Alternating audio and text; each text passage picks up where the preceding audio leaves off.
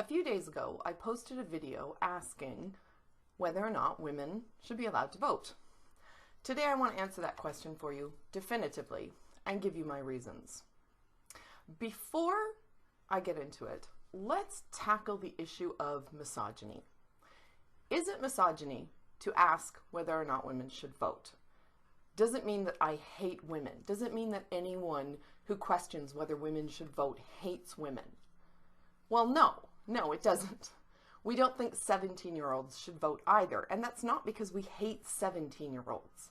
It's not even because we think that passing the Rubicon of your 18th birthday somehow bestows you with a magical level of intelligence and maturity that you didn't have when you were 17. That's not why 17-year-olds can't vote. The voting age is the same as the draft age. That's why 18-year-olds can vote, because they can be drafted. And if it's your blood that's going to answer for leadership choices, you have a right to determine who those leaders are.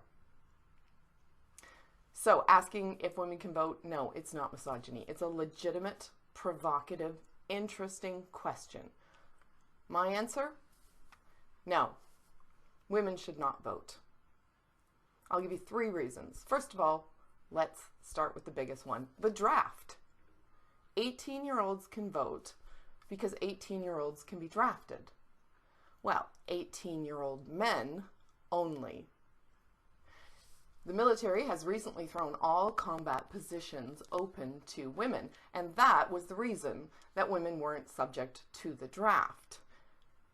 Selective service, the draft, is intended to fill combat roles specifically.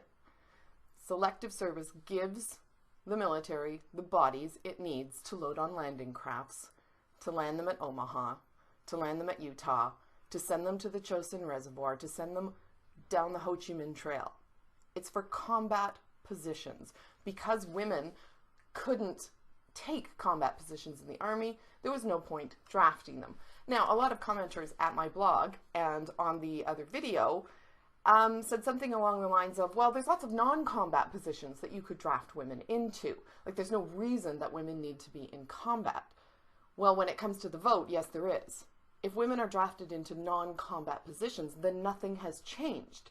It's still not their blood that's being spilled. If it's not you that's on the line, you don't get a say.